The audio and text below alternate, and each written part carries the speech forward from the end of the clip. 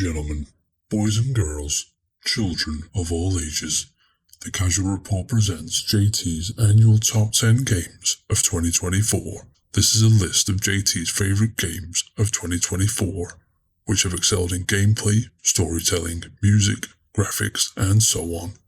These are games that have touched JT in a way he's never been touched before, games that stand on top of the mountain, games that he thinks about from time to time. Okay, right. We get it. Shush. No. Why'd you sound like Jigsaw? This was your idea. Fair enough. Anyway, welcome to Showroom. I'm sure you're used to these by now.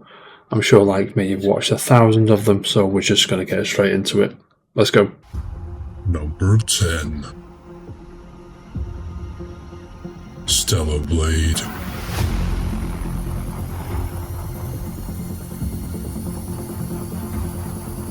Two words. Anime titties. I thought we weren't calling it that. I've called Stellar Blade whatever I like, mate. Thank you very much. You gonna call it shite? I will hit you in the face. Do you know what I mean? Stellar Blade is a great game. But cracking on. In order to talk about Stellar Blade, there's two things you need to know. There's a heavy influence from my favourite game of all time, Nier Automata. Or Automata, however you want to say it. It's fine with me, I don't care. And the other one, I do need, keep that in mind, I do need to bring up an Oscar Wilde quote to sort of summarise the feeling of this. So the quote is, I'll give you a minute, I'll give you another second, pause the video, go and Google it if you want to show off, right? Yeah. The quote is, imitation is the sincerest form of flattery. Very famous. You've heard that, I'm sure. But what you might not have heard, it's becoming more and more common these days, but what you might not have heard is the whole quote, which is, imitation is the sincerest form of flattery, that mediocrity can pay to greatness. Now, that last couple of words, you can sort of guess what I'm going for here, because Stellar Blade is fantastic in its own right. You know, it looks beautiful, as you can see. The gameplay is amazing. Then you start to see the cracks in the game because the story's a bit it just falls flat. A lot of the characters are just one-dimensional and not interesting. But so JT, why have you put the game in your top 10? I hear you ask. It's because the combat's so satisfying, to be honest with you. When you pull off a nice little counter or a, I can't remember what it's called, and I can't be bothered to Google it, but round the back and bang, do you know, a back attack I'll call it. But you sort of shimmy around and knock them out. It's really satisfying. But back to Nier, it does sort of fly a bit too close for this. I'm not going to spoil anything because I would like to experience this the way it was meant. It does fly a bit too close to the sun, a bit. Even with the story, the characters, the themes, the everything, it's like, this is just Nier, but I mean no disrespect, I do mean disrespect, I don't mean it, but like a Primark version, if you will, because it's just like, come on. But then again, the combat starts again and I'm like, okay, this is cool. It's a cool game, to be honest. It has been known to be called a clumsy imitation. I don't fully agree with that. I just feel it has the potential to be its own thing. It is its own thing, but you know what I mean. It needs to spread its wings and just take the inspiration and run with it. Tech dudes, tech bros will find something in it. It's a very, very pretty game. And of course, the action freaks will find something in it because, again, it is so satisfying. Building up them combos, and the enemies can be, you know, quite difficult, I'll say. It does get a bit difficult towards the end as well, some of the bosses. And the last boss is just like, this is great and it's cool. There's a visual fucking showcase going on and all that, but it is just Nier. Which is why I can't put it higher, but I do feel it's a JT-ass game. And it is here on my list, and it is still it. It's number 10. But there's another reason why you all like it, isn't there? Isn't there?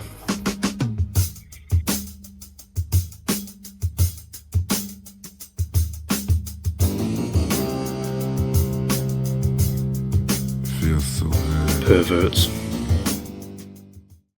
Number 9. Rivals of FIFA 2. Now, with this one, it is hard to talk about a platform fighter without talking about the platform fighter, which is Super Smash Bros. Of course. I'm going to try not to, so stick with me. But this is a sequel to a wonderful first game. I love it very much. And when it's been announced it was announced for a while, and it's I don't ask what year it was. Again, I'm not going to Google it, but it's been a few years since it's been revealed to be like a 3D, more 3D-ish than pixel art, which this game puts its technical prowess and front and center for a Smash still about the party play. You said you weren't going to bring up Smash. Well, yeah, was that like 10 seconds? Ish. Yeah, I feel like you have to. Now I think of it, I feel like you have to, so I'm just going to go with it. Yeah, so it puts all the technical nonsense front and centre, like your air dodges, your teching, your up airs, your down airs, your juggling, all the crap you hear at like a pro Smash tournament, if you will. This game sort of runs with it, and it does it very well, and the competitive scene is quite active, although it is mainly across the pond for me. On the back end of the first game, really struggled to get a game online, and on the Switch, as I didn't even fucking try. I was like, no, thank you very much. This one's not on the Switch yet. I imagine it will make its way there sooner or later, though. But it is very good. The characters are all great. It's very important. Platform fighters have very vibrant characters. This has got everything going on. It's just wonderful, mate. I do like playing it. It's very, very good, and if you want to, you can dig deep and you can get very, very, very, very, very intricate with this game, and you can sort of learn the combos, learn everyone's playstyle, learn the matchups, all you want to do. Things that hurt me, I don't like the rotating shop thing with about 80 different currencies. That just pisses me off. I just fuck off. Do you know what I mean? Sell me the skin. I don't want. That's the most boomer thing I'll ever say, to be honest, but I don't want 1,000 different fucking currencies. And yeah, that's about it. Content, because it is new, and they have promised all new characters will be free. It's just all the shit that comes with them won't be free, which again, fair, whatever. Do what you need to do. I know you got to keep the lights on, you got families to feed, I get it, but at the same time, I don't like the rotating shop as a la Fortnite, and I think Rocket League's got that now as well, and a few other games that I am blanking on do, but I think you know what I mean when I say it, but it's very good. And if you're into competitive platform fighter and you're a bit... Smash is the platform fighter for a reason that it is fucking brilliant, and it's so good, but if you are a bit like, oh, I want to try something else, this is the place to go. Very highly recommended. And let's play if you do get it, do you know what I'm saying? I'm sure you'll show me up. But that was number 9, Rivals of FIFA 2. Number 8. Like a Dragon, Infinite Wealth.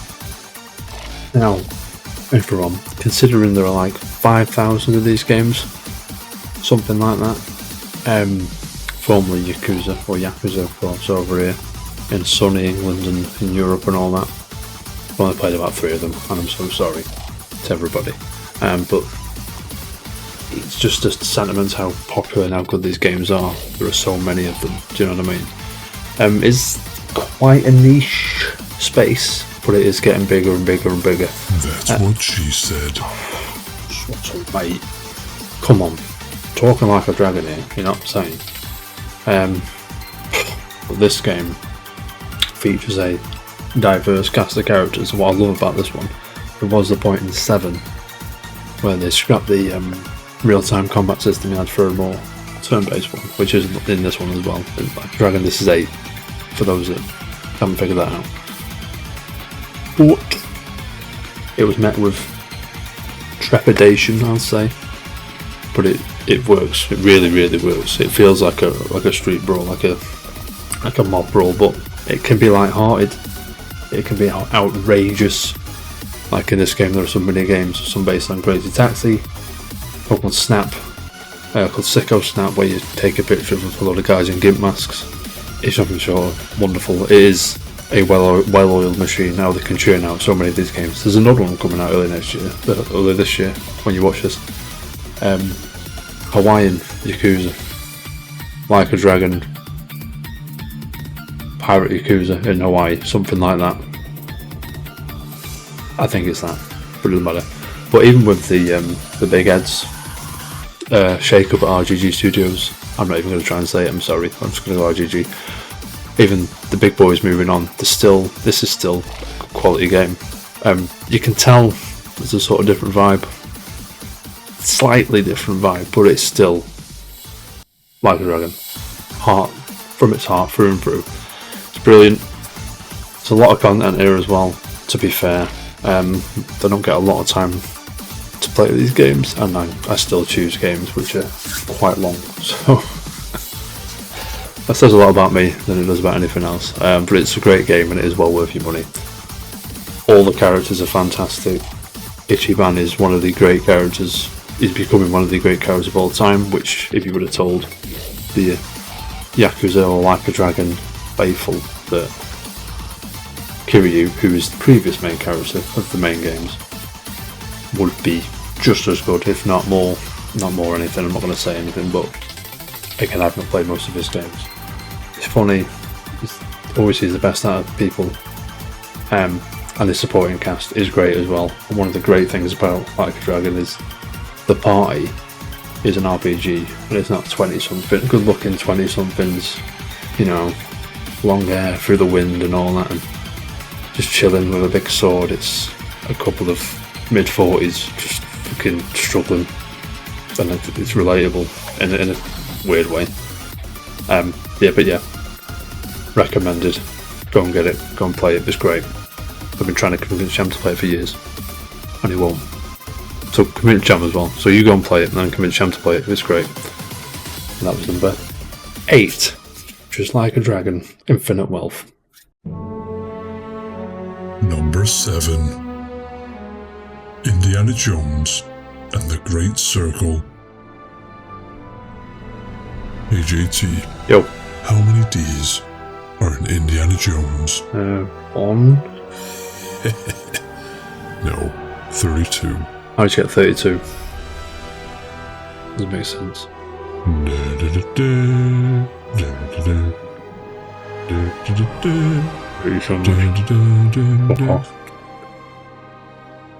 What a fucking dad joke central there, everybody.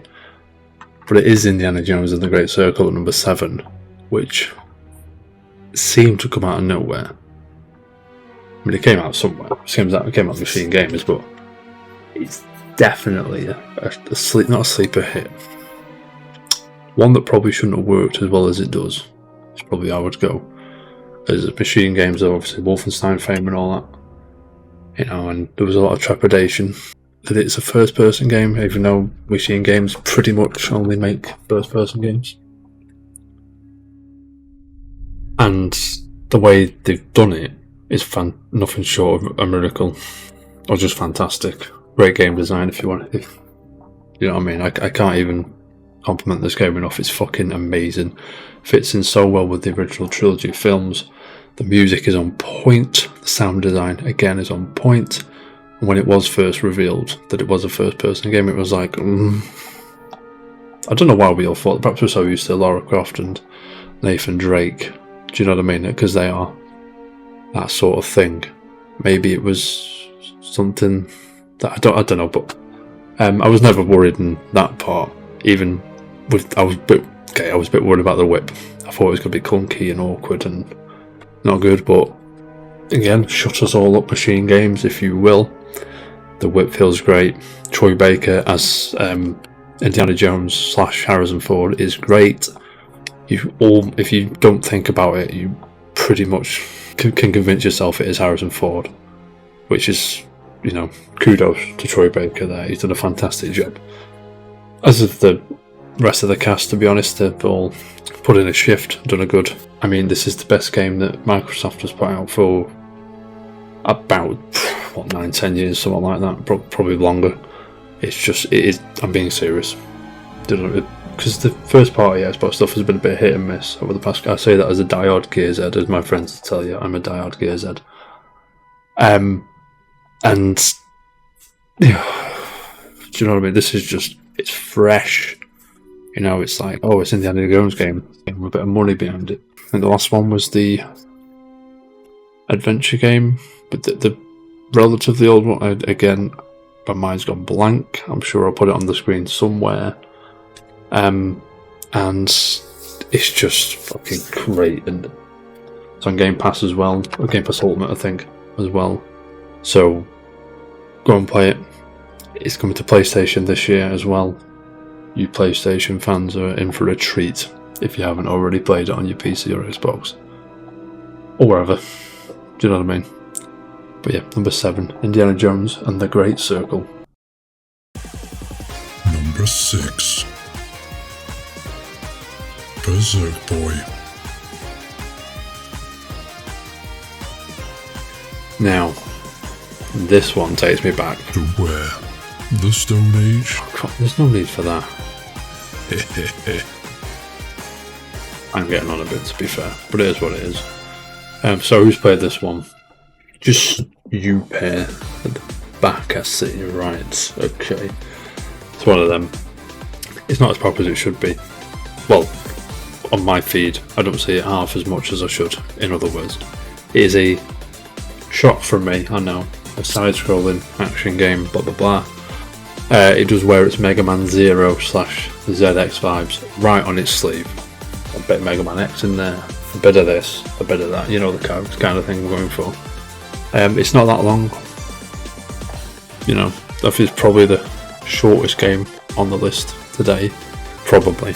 But it is fun to play, it's well polished, the graphics are, it looks like it could be right from that era, but it looks updated as well. Same with the music's banger after banger after banger, feels like it's ripped straight from that era and put right to today.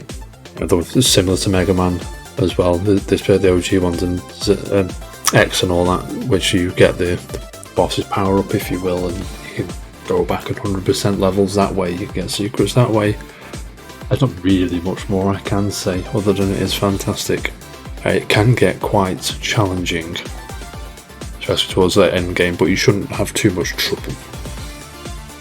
I know that contradicts itself. What I mean is it's hard, but you won't get frustrated because the checkpoints are quite generous and it's just so satisfying to play, especially some of the special moves and stuff. The bosses are all, you know, quite vibrant, they've all got character. It's colourful. It's like watching a firework display sometimes with all the stuff going on. It's so good.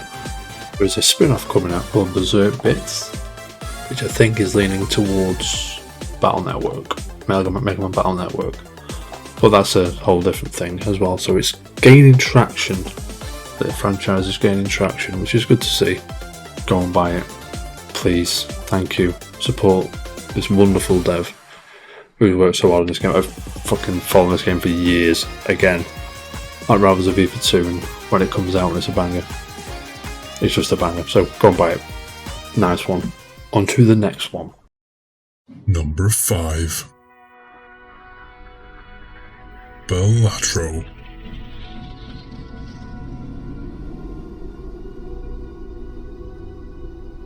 You know, apparently, according to some Latin experts, it's actually pronounced Bellatro, not Bellatro. Really? Yeah, I mean, I did watch a YouTube video, so I'm pretty sure that's right. Full story, bro. Oh, don't, mate. Walk straight into that one. Anyway, Bellatro. I say that. You can say that as well. Available on the phone. Is phenomenal, right? It's just phenomenal.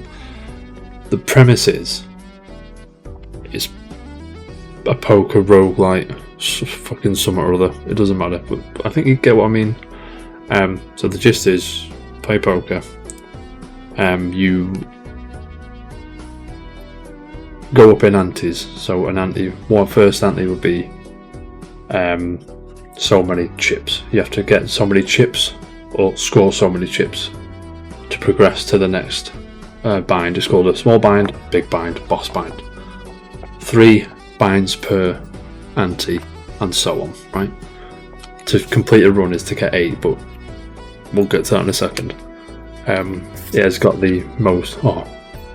it's one more gone. Just one more gone. Before you know it, 4 hours have gone by. Do you know what I'm saying? It's just phenomenal. I didn't even know how to play poker, but that didn't stop me from understanding and liking this game.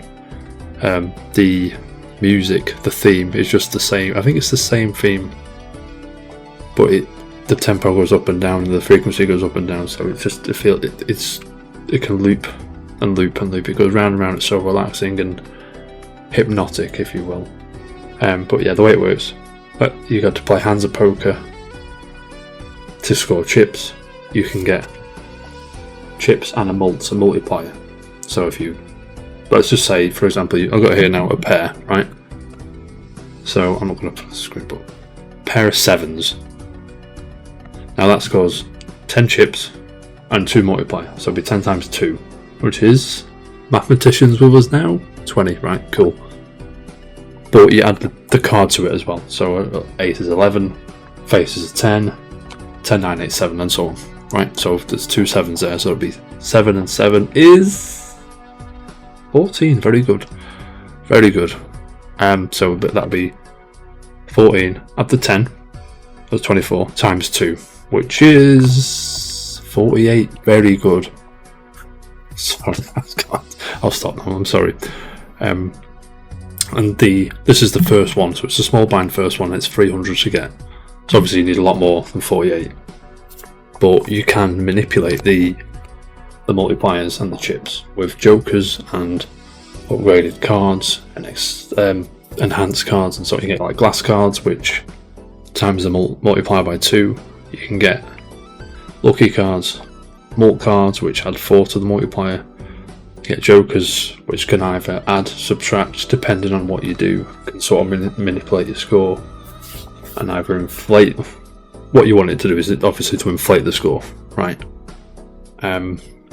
But then you get to the boss round, and the boss can add nerfs to specific cards in the deck, or specific hands, or anything else. So it might be, all face cards are drawn face down.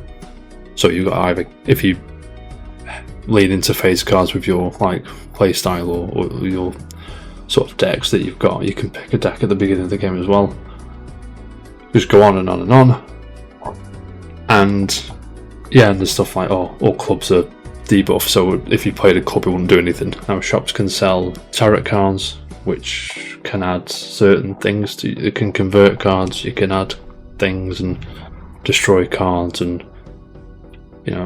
enhance certain cards with tarot cards. Planet cards, they upgrade your hand. So for example, the pair is on level 1 at the minute, so if I was to upgrade that to level 2, that would then go to like, so now it's like I said, 10 chips times 2. So level 2 might be 15 chips times, I think it's 20 chips times 3, I think, 4, I'm not sure. I think it's 20 times 3. You know what I mean? And then you'd get your, if it was level 2 now, for example, it would be 20 plus 7 times 3, which is a lot more closer to 300 than 48 is. It can get quite addictive. I know some people write it all down and do the maths in their head and on paper before they hit thingy, because every round, if you will, you have start off with 4 hands and 3 discards, so you can discard a lot of cards, risk it that way, but you run the risk of, if you discard this card, you would not get the hand you need. Do you know what I mean? But anyway, I could go on forever about Balatro. It's fucking amazing. You should all play it. It's dead cheap. Again, solo dev, done a fantastic job, and yeah, there's lots I've not touched on, like Chrome Jokers and fucking Spectral Packs and things. That just go and play it. It sounds like a lot, but it does ease you in. And I've never played a game of poker in my life, and I fucking love it, and I get it, and I understand what it wants me to do. So just go and play it. It's great. Number 4. Prince of Persia: The Lost Crown.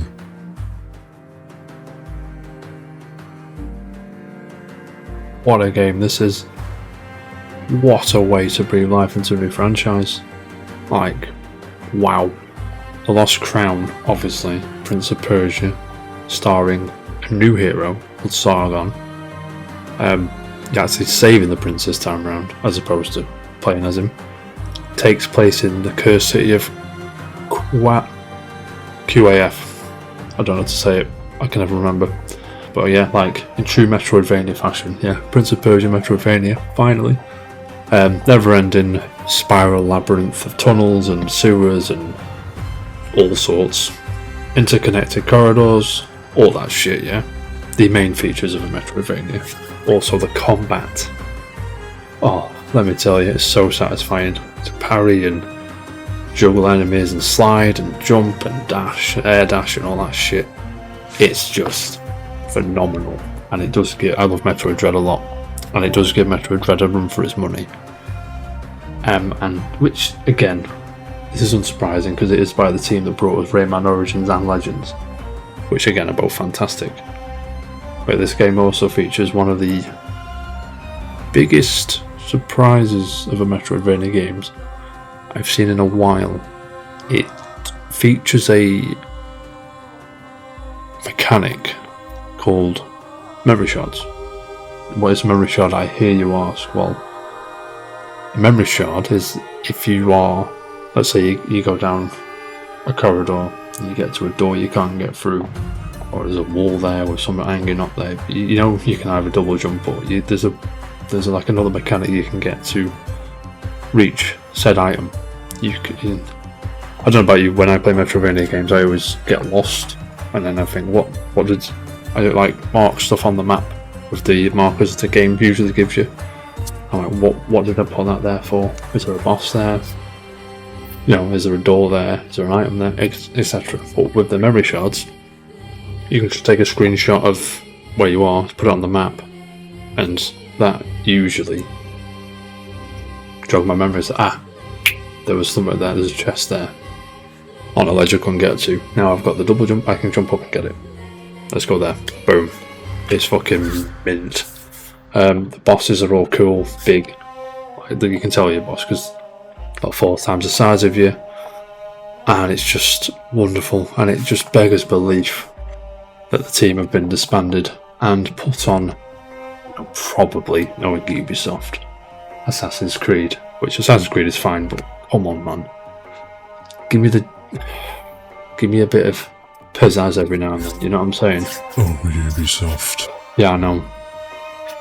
But Prince of Persia: Lost Crown, wonderful game, and I don't appreciate all the stick it got when it first got revealed. By the way, there was no need for that.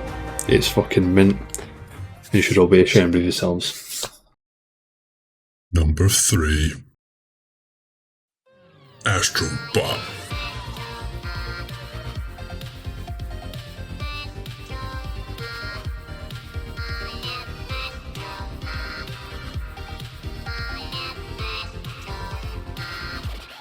Dude, I'm getting paid by the line here. Oh, it is a banger though, to be fair. Number 3, Astrobot, is one of the biggest love letters to gaming. Well, mostly PlayStation, but I feel gaming as a whole I've ever seen.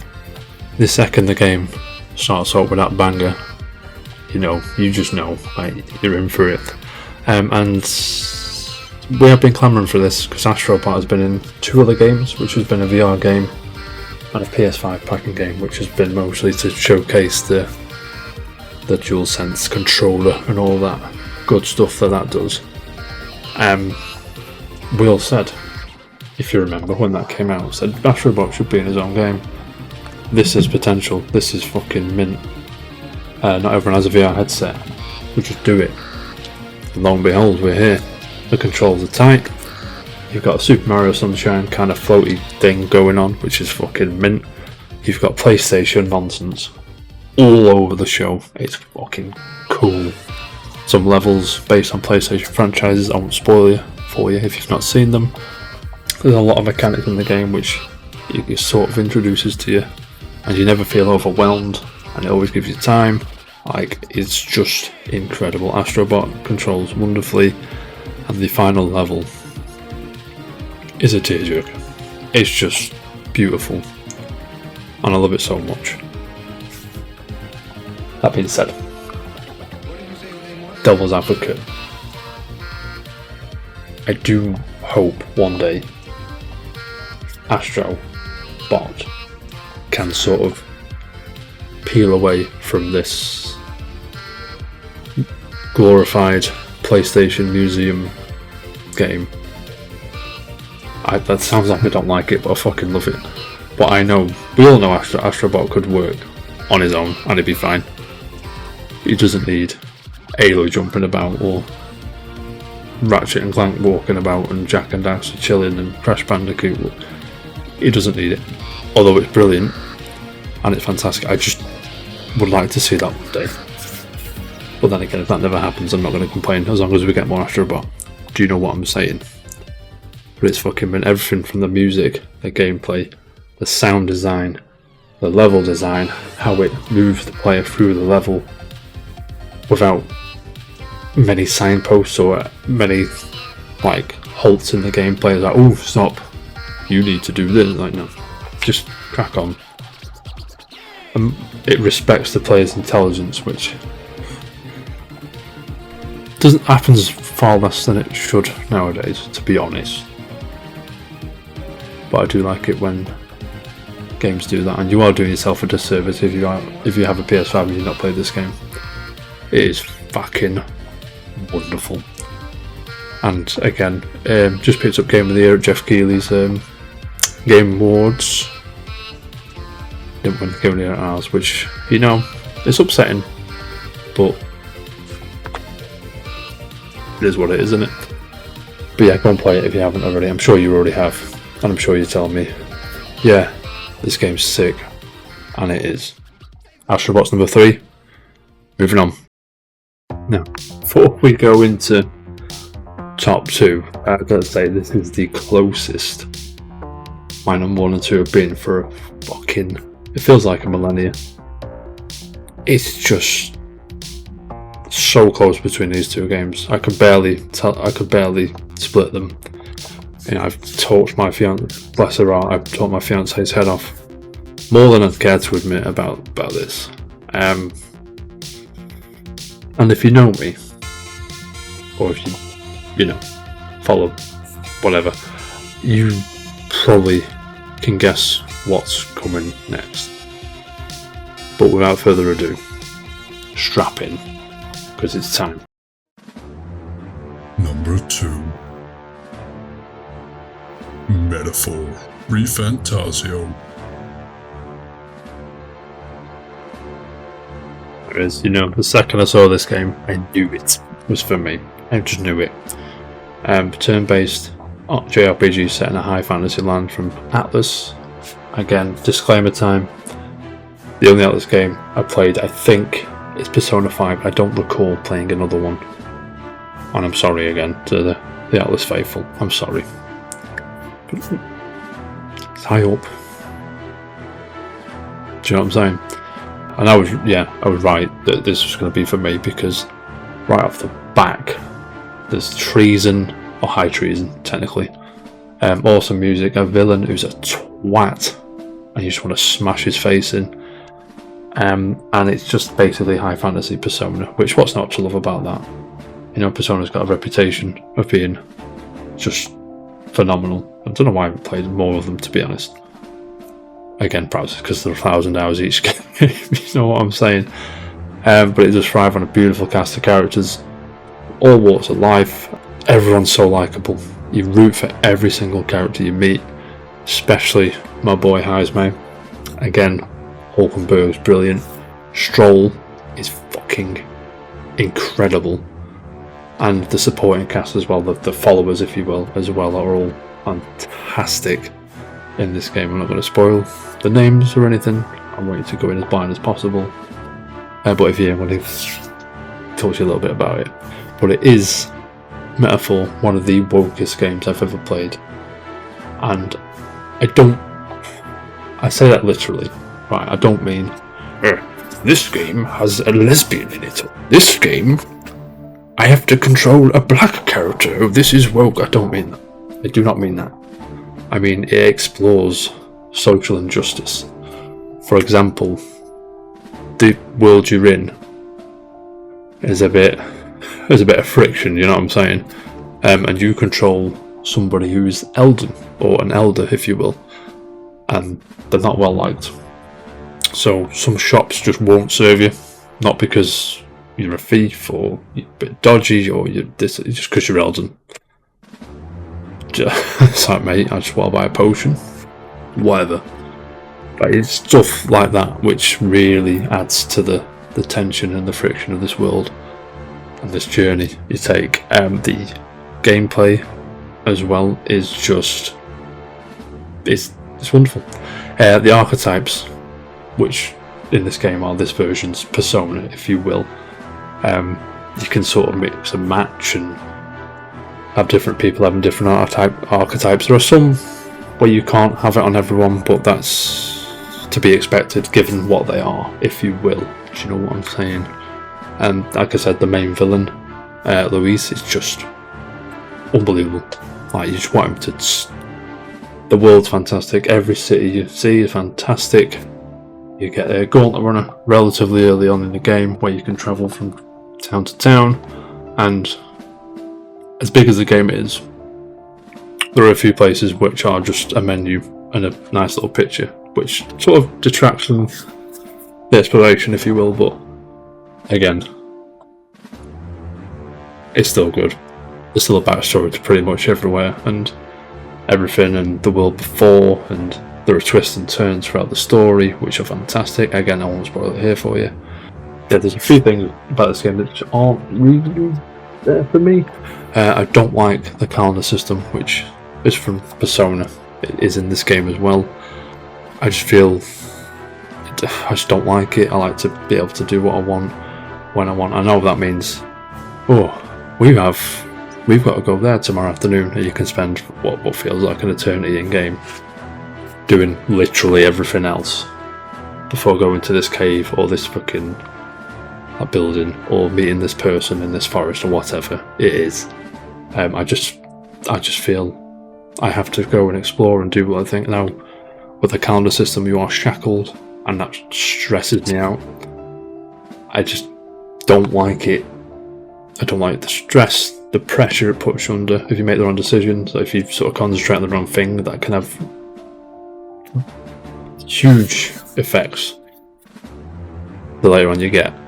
And I just feel the plot sort of works it in, as opposed to it doesn't flow. It's like, we have 6 weeks to do this thing, and it's like, okay, so I'm just gonna go to a load of dungeons and do you know what I mean? I hope you do. Yeah, the art direction though is through the roof. It's wonderful. Some of the monsters are just insane, and like I said, the characters, and even like they give the protagonist a bit of a. I say a bit. He has lines now, so he's more relatable and more believable. Not just a blank slate. But fans of old school raw PS2 ass JRPGs would fucking love this, and that's a compliment. And when you play the game, I think you'll know what I mean. Yeah, it's fucking unreal. So go and play it. So that just leaves the big one. But come on. You know what it is. Number 1.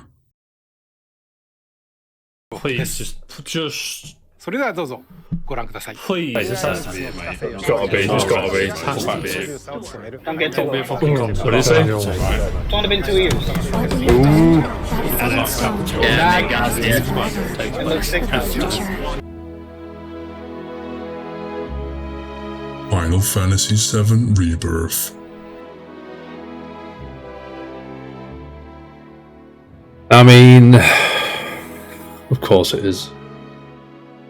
There are probably about 1,000 hours of Rebirth content on this channel alone, to be honest. Yeah. And the rest. Mate, not now. We are on a Final Fantasy VII Remake Trilogy tangent, yeah? We're going in. That being said, I did flirt with the concept of Metaphor being my number 1. Because pound for pound I do think it's a better game. But, despite the flaws of 7 Rebirth, despite how obnoxious it is sometimes, and to be blunt, a bullshit Platinum Trophy, it's just wonderful. It's just wonderful. Everything pings on your heartstrings, and there's a nostalgia trip. Yeah. The size and scope of this remake trilogy is nothing short of magnificent, to be honest. Like I said, the polish is impressive, even with the underwhelming performance on performance mode and the OG PS5. They're fine-ish. I mean, there was some discrepancies. Don't get me wrong. But I'm not in this camp that I can't play that. I can't play that. But fair enough. If you do, fair enough. That's your prerogative. You know what I'm saying? I hope you did get around to it, or you are getting around to it on the Pro or the PC version, which is around the corner. I haven't tried the Pro, but apparently it works wonders on performance mode. So there we go. But every decision that's made in this game is just the right one. From voice actors, from story changes to the fucking music, mate. The music is fucking unbelievable, and I do need it on vinyl now, please. Thank you very much. There's an argument with the music is, it is just nostalgia. That's it. And it's like, no, I do think the music's mint anyway. Do you know what I mean? It can be a bit bloated, even if you don't do any of the extra stuff. It can be a bit bloated and a bit, and like Remake, it does drag its feet. But let me tell you, mate, the battle system again has been tweaked slightly, so that anyone other than Barrett and Aerith and Yuffie at this point can deal with flying enemies, because that was a problem in Remake for me. Whereas when like a load of flying enemies came in, I had Cloud and Tifa and like, lads, like what the fuck? Do you know what I mean? It was just awkward to get up there and give them a slap. The materia system again, very experimental. You can go deep and deep with it. With the map though, it's very Ubisoft-esque. You can see the inspiration from this game, like with Horizon, Witcher and all that shit, and Ubisoft games, because there's towers and there's big maps and loads of dots on it to go and do stuff. Which, even then, this game has plenty to do. Plenty to do. I think that my clock when I got the platinum was 204 hours, which took me fucking ages, as you can imagine. But with the scope, with the size of the game and what to do and how much there is to do and what, do you know what I mean? You can get sidetracked very easily. It's a problem with RPGs in general, especially big ones. It's like, oh, by the way, lads, world's ending. You know what I mean? Should we go and it sort of loses all sort of immersion for me sometimes. From like the world ending kind of thing. The immersion's there, but the world ending, I sort of don't believe it. Which again, go back to Metaphor. That sort of, like, no, with the calendar system, I suppose that is one positive of it. Is like you can say no, the world is ending. You can't go around doing all this shit. But I like to do all this shit, so fuck off. I'm joking. The cutscenes are breathtaking. I'm not going to go into like, because I know it is a remake, but those that have watched my dissections, if you will, know that it is technically a sequel, kind of, but not really. And but the dying for me, those that know the dying scene for me is just a tearjerker. And I kind of, the change at first, the change was like, oh, I wanted him to, but I did get it. Spoilers, I wanted him to just jump off, to just fall off the cliff like he did in the original game, but for him to say to Barrett, you know, you've got to live with this, fuck you, and then just die. It's just, mate, and Barrett's fucking unbelievable in this game.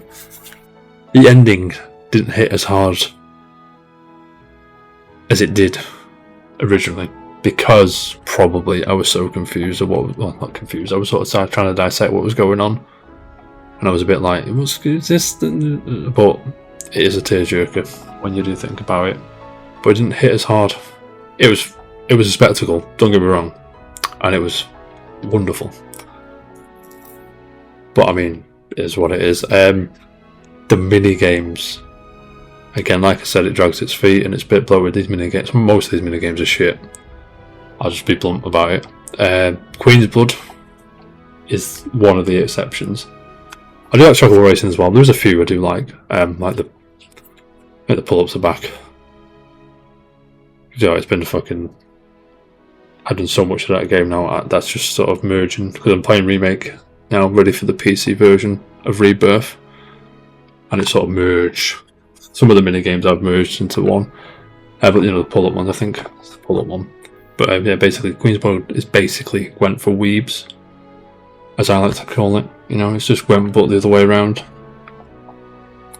As you can see, it is a great little game. A lot of the stuff, like Chadley's challenges, the Colosseum, especially the later ones, do not respect the player's time. Like, you can be on a game or a match or a fight for 20 to 30 minutes and you can just get one shot. So you have like 10 round fights. You get to the 8th or 9th round, just get one shot. And it's like, lads, like, what the fuck? Do you know what? It just come out of nowhere, and if you haven't played that before, you have to go back in, look at your equipment, what's going on, go back, and then do it again and hope it doesn't happen again. It's quite frustrating, to be honest. That being said, that is an issue that Remake had as well, where it dragged its feet, didn't respect the player's time, and so on. And I am starting to debate in my own head whether Remake is the better game, which is something I thought I'd never say when leading into this. I suppose that just shows you how good Remake is, or how much I like Remake a lot, despite its flaws as well. That bit, everything about this game is fantastic. You've got Junon, the Parade, you've got Gold Saucer, you've got Corel, you've got fucking everything, Cosmo Canyon. I thought Bugenhagen would know more than he did, but that was just me. That was the Theory Crafting coming in. But I won't go into Theory Crafting, because I do want this video to be less. I was going to say 20 minutes, but it might have to be half an hour. I think I've rambled a bit, but I think you get what I'm saying. There you go. Final Fantasy VII Rebirth, number 1. What was your number 1? Or top 10, if you've got it. I'd love to see. Some honourable mentions. Top of my head, I didn't play Tekken 8 this year. I wanted to. I didn't play Star Wars games, Star Wars Outlaws. I wanted to. I didn't play. What didn't I play? I didn't play much of Nine Souls. Silent Hill 2, Black Myth Wukong, Mario & Luigi, Legend of Zelda, Mario Party Jamboree. You know, all games which had potential to make the list but didn't, and games looking forward to this year. Top of my head, there's 2, Metroid Prime 4 Beyond, and if it hits 2025, Grand Theft Auto 6. There you have it. Thank you for watching. I appreciate your time. Leave a like if you agree, or if you don't agree, just leave a like anyway. It's wonderful if you do. Let me know yours, like I said, and I'll see you soon. Thank you very much.